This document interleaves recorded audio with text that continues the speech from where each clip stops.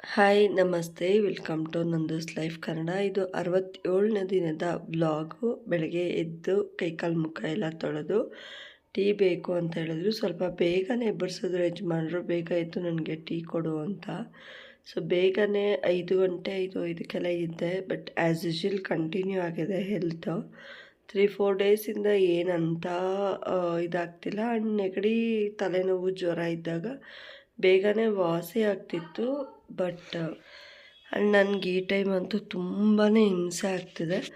So tablets ತೊಗೊಂಡಾಗ full ಸುಧಾರಿಸ್ಕೊಂಡೆ ಅನ್ನೋ ಅಂತ ಒಂದು ಇದು ಬರುತ್ತೆ. ಆಮೇಲೆ ಆ್ಯಸ್ ಯೂಶುವಲ್ ಗಂಟ್ಲೆಲ್ಲ ಒಣಗೋಗ್ಬಿಟ್ಟು ಏನಕ್ಕಾದರೂ ನಾನು ಎದ್ದಿದ್ದೀನಿ ಅನ್ನೋಷ್ಟು ನನಗೆ ಫುಲ್ ಹೆಲ್ತ್ ಇದಾಗ್ಬಿಡುತ್ತೆ. ಸೊ ಇನ್ನು ಟೀ ಇಟ್ಕೊಂಡೆ. ಟೀ ಇಟ್ಬಿಟ್ಟು ಪಾತ್ರೆ ಎಲ್ಲ ಇತ್ತು, ಎಲ್ಲ ಉಜ್ಜೋಣ ಅಂತ ಹೇಳಿ ಒಂದೊಂದೇ ಕೆಲಸ ಸ್ಟಾರ್ಟ್ ಮಾಡಿದೆ. ಬಟ್ ಕೆಲಸ ಮಾಡಲೇಬೇಕು. ಹೆಣ್ಮಕ್ಳ ಜೀವನ ಹೆಂಗಾಗ್ಬಿಟ್ಟಿದೆ ಅಂದರೆ, ಸೊ ಅವ್ರಿಗೆ ಏನೇ ಆಗಲಿ, ಎಷ್ಟೇ ಕಷ್ಟ ಇರಲಿ, ಅವ್ರ ಹೆಲ್ತ್ ಹೇಗೆ ಇರಲಿ, ಫಸ್ಟ್ ಅವ್ರು ನೋಡಬೇಕಾಗಿರೋದು ಮನೆಯವ್ರ ಹೊಟ್ಟೆ, ಮನೆ ಕೆಲಸ. ಸೊ ಏನಂದರೆ, ನಾನೊಂದು 10 ನಿಮಿಷ ಮಲಗಿಬಿಟ್ರೆ ಈ ಕೆಲಸ ಎಲ್ಲ ಪೆಂಡಿಂಗ್ ಇದ್ದೋಗುತ್ತೆ, ತಡಿಯಪ್ಪ. ನಾನೊಂದು 10 ನಿಮಿಷ ಇಲ್ಲ ಅಂದರೆ ಕೆಲಸ ಆಗಲ್ಲ, ತಡಿಯಪ್ಪ. ಇವತ್ತು ನಾನು ಮಲಗಿಬಿಟ್ರೆ ಮತ್ತು ಅವರೂ ಸಫರ್ ಆಗ್ತಾರೆ, ಇಲ್ಲ ಊಟ ಇರೋದಿಲ್ಲ. ಇವೆಲ್ಲ ಆ್ಯಸ್ ಯೂಶುವಲ್ ಎಲ್ಲ ಮನೆಗಳಲ್ಲೂ ನಡೀತಾ ಇರುತ್ತೆ. ಬಟ್ ನಮಗಿವಾಗ ಏನಪ್ಪ ಅಂದರೆ, ನಾವಿವಾಗ ಜವಾಬ್ದಾರಿನ ತೊಗೊಂಡಿದ್ದೀವಿ. ಇದಕ್ಕೂ ಮುಂಚೆ ನಮ್ಮ ಅಮ್ಮಂದರು, ಅಂದರೆ ನಮ್ಮ ಅತ್ತೆ ಆಗಿರ್ಬೋದು, ಇವ್ರು ನಮ್ಮವರು, ನಮಗಿನ ದೊಡ್ಡವರೆಲ್ಲ ನಮ್ಮನ್ನು ಸಾಕಿ ಸಲುವಿರೋರು, ಅವ್ರು ತೊಗೊಂಡಿರ್ತಾರೆ ಜವಾಬ್ದಾರಿನ. ಪಾಪ ಅವರು ಕೂಡ ನಾವು ಹೇಳ್ತೀವಿ, ಏನಮ್ಮ ಯಾವಾಗ ನೋಡಿದ್ರು ನೀನು ಹಿಂಗೆ ಹೇಳ್ತೀಯ, ನೀನು ಒಂದೇ ಅಡುಗೆ ಮಾಡ್ತೀಯ ಅಂತೆಲ್ಲ ಕಿಚ್ಚಾಡ್ತೀವಲ್ಲ. ಸೊ ಇದು ಈ ಒಂದು ಸಿಚುವೇಷನಲ್ಲಿ ಆ ಮಾತುಗಳ ನೆನಪು ಬರುತ್ತೆ. ಸೊ ನಮಗೆ ಇದೇ ಥರ ನಮ್ಮ ಅಮ್ಮನಿಗೆ ಹುಷಾರಿಲ್ಲದೆ ಇರಬೇಕಾದ್ರೆ ನಾವು ಈ ಥರ ಮಾತಾಡಿದ್ವಿ, ನಾವು ಹಿಂಗೆಲ್ಲ ಕಿರ್ಚಾಡಿದ್ವಿ ಅನ್ನೋದು ನೆನಪು ಬರುತ್ತೆ. ಬಟ್ ನಮ್ಮ ಮಕ್ಕಳು ನಮ್ಮನ್ನು ಕಿರ್ಚಾಡ್ದಾಗ ಅಂತ ಅನಿಸುತ್ತೆ. ಪಕ್ಕಾ ಅದಂತೂ ಮೈಂಡಲ್ಲಿ ಬಂದು ಒಂದು ಸತಿ ಆದರೂ ಹಿಂಗೆ ಬಂದು ಹೋಗುತ್ತೆ. ಸೊ ಇನ್ನು ಗ್ಯಾಸ್ ಎಲ್ಲ ಕ್ಲೀನ್ ಮಾಡಿಕೊಂಡು ಎಲ್ಲ ಕೆಲಸ ಮಾಡಿಬಿಟ್ಟು, ನಾನು ಬೆಳಗ್ಗೆ ಹೊತ್ತೇನು ಟಿಫನ್ ಜಾಸ್ತಿ ಮಾಡೋಕ್ಕೆ ಹೋಗೋದಿಲ್ಲ. ಏಕೆಂದರೆ ನನಗೆ ಇಲ್ಲಿಂದೇ ಸಾಕಾಗುತ್ತೆ. ಇಲ್ಲಿ ಮಾಡ್ಕೊ, ಹೋಟೆಲ್ ಕೆಲಸನೂ ಮಾಡ್ಕೊ, ಮತ್ತು ಆ್ಯಸ್ ಯೂಶುವಲ್ ನನಗೆ ಎರಡೂ ಕೆಲಸ ತುಂಬ ಕಷ್ಟ ಆಗ್ತಾ ಇರುತ್ತೆ. ನನಗೆ ಮೇಂಟೈನ್ ಮಾಡೋದು ತುಂಬ ಕಷ್ಟ. ಇನ್ನು ಹೋಟೆಲ್ ಹತ್ರ 1 ಗಂಟೆಲಿ ನಿಂತಿದ್ದೆ. ಇವತ್ತು ಬುಟ್ಟು ಸಾವಿತ್ರಿ ವ್ರತ ಮಾಡ್ತಿದ್ರು, ತುಂಬ ಚೆನ್ನಾಗಿ ಮಾಡ್ತಾರೆ. ಲಾಸ್ಟ್ 15 ಡೇಸ್ ಬ್ಯಾಕ್ ಕೂಡ ಇದೇ ವ್ರತ ಮಾಡಿದರು. ಇವತ್ತು ಕೂಡ ಕೆಲವೊಬ್ಬರು ಮಾಡ್ತಾಯಿದ್ರು. ಇನ್ನು ಬಂದು ಟೀ ಇಟ್ಕೊಂಡೆ. ನಾನು ಚೆನ್ನಾಗಿ ನಿದ್ದೆ ಮಾಡಿದೆ. ಬಂದು ಮಾತ್ರೆ ಕುಡಿದೆ. ಜ್ವರ ಬಂದಂಗೆ ಆಗ್ಬಿಟ್ಟಿತ್ತು. 4 ಗಂಟೆಲಿ ಮಾತ್ರೆ ಕುಡಿದೆ. ಬಟ್ಟೆ ವಾಶ್ ಮಾಡೋಕ್ಕೆ ಹೋಗಬೇಕು ಅಂದರೆ ಕೂಡ ಮೇಲೆ ಹೋಗೋಕ್ಕಾಗಿರಲಿಲ್ಲ. ಸೊ ಇನ್ನು ನಾನೇನು ಮಾಡಿದೆ ಅಂದರೆ, ಟೀ ಇಟ್ಬಿಟ್ಟು ಟೀ ಎಲ್ಲ ಬಸ್ಕೊಂಡು ಟೀ ಕುಡಿಯೋಣ ಅಂತಾನೆ ಹೋಗಿದ್ದು. ಮತ್ತು ಚೆನ್ನಾಗಿ ನಿದ್ದೆ ಹೋಗಿದ್ದೀನಿ. ಕರೆಕ್ಟಾಗಿ 4 ಗಂಟೆ 4:15ಗೆ ಮಲಗಿದೋಳು 6:05 ನನಗೆ ಎಚ್ಚರಿಕೆನೇ ಇಲ್ಲ, ಅಷ್ಟು ನಿದ್ದೆ ಹೋಗಿದ್ದೀನಿ. ಸೊ ಆಮೇಲೆ ಎದ್ದಿದ್ದಾದಮೇಲೆ ಪಾತ್ರೆ ಎಲ್ಲ ಜೋಡಿಸಿ ರೂಮೆಲ್ಲ ಒರೆಸ್ಕೊಬೇಕಾಗಿತ್ತು. ಹಾಗೇ ಆಚೆ ಎಲ್ಲ ತೊಳ್ಕೊಂಬರೋಣ ಅಂತ ಹೇಳಿ ನೀರು ಹಾಕ್ತಾಯಿದ್ದೆ. ಸೊ ಇನ್ನೊಂದೇನಪ್ಪ ಅಂದರೆ, ಕೆಳಗಡೆ ಬಿದ್ದಾಗ ಯಾರಾದರೂ ಒಬ್ಬರು ನಮ್ಮನ್ನು ಕೈ ಹಿಡಿಯೋರು ಬೇಕೇ ಬೇಕು. ಹಾಗೆ ನಮ್ಮ ಒಂದು ನಿಶಕ್ತಿಯಿಂದ ಇದಾದಾಗ ಒಬ್ಬರು ನಮ್ಮನ್ನು ನೋಡ್ಕೊಳ್ಳೋರು ಬೇಕೇ ಬೇಕು. ಸೊ ನಾವು ಯಾರಿಗಾದರೂ ₹1 ಸಹಾಯ ಆದರೂ ಮಾಡಿದರೆ, ಆ ಸಹಾಯ ನಮ್ಮನ್ನು ಯಾವುದೋ ಒಂದು ರೂಪದಲ್ಲಿ ಬಂದು ಕಾಪಾಡೋದಂತೂ ಸತ್ಯ. ನಾನು ಯಾಕೆ ಈ ಮಾತನ್ನ ಹೇಳ್ತಾ ಇದ್ದೀನಿ ಅಂದರೆ, ಕೆಳಗಡೆ ಕಂಪ್ಲೀಟಾಗಿ ನಾನು ಬಿದ್ದೋಗಿದ್ದೀನಿ, ನನ್ನ ನೋಡೋರು ಯಾರೂ ಇಲ್ಲ ಅಂತ ನಾವು ಅಂದ್ಕೋತಾ ಇರ್ತೀವಿ.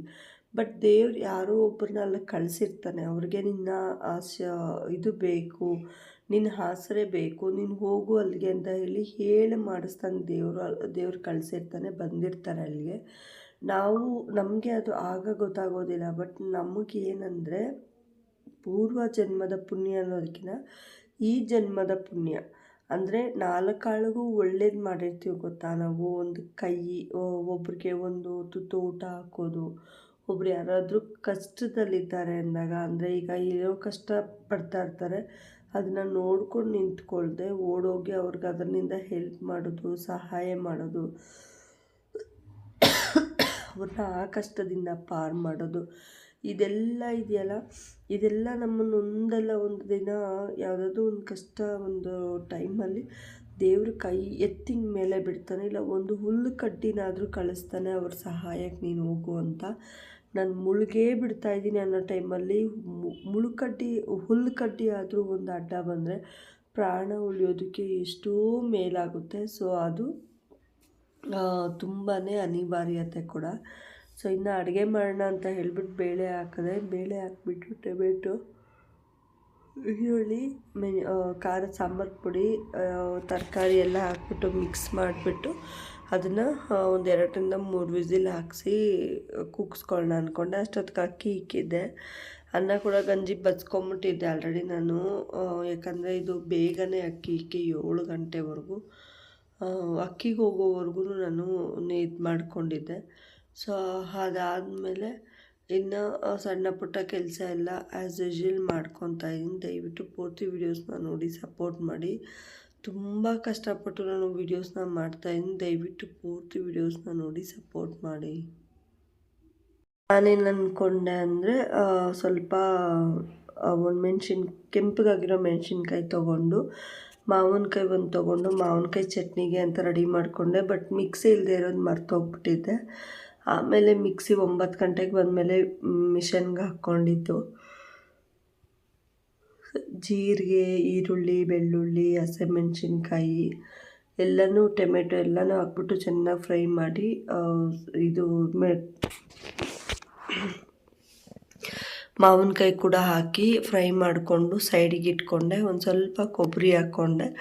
ಸೊ ಇನ್ನು ಮಾಮೂಲಿ ಆ್ಯಸ್ ಯೂಶ್ವಲ್ ಸಾಂಬಾರೆಲ್ಲ ಆಯಿತು. ಮುದ್ದೆಗೆ ಇಡಬೇಕಾಗಿತ್ತು. ಪಾತ್ರೆ ಕೂಡ ಸ್ವಲ್ಪ ಒಳಗಡೆ ಇದ್ದಿದ್ದೆಲ್ಲ ಉಜ್ಕೊಂಬಿಟ್ಟೆ. ಇನ್ನು ಮಿಕ್ಕಿದ ಆಮೇಲೆ ಉಜ್ಕೊಳ್ಳೋಣ ಅಂತ.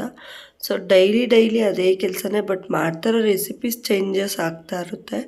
ಕೆಲಸ ಕೂಡ ನಾನು ಎಷ್ಟಾಗುತ್ತೋ ಅಷ್ಟು ಚೇಂಜಸ್ ಮಾಡ್ಕೋತಾ ಇರ್ತೀನಿ. ದಯವಿಟ್ಟು ಪೂರ್ತಿ ವೀಡಿಯೋಸ್ನ ನೋಡಿ.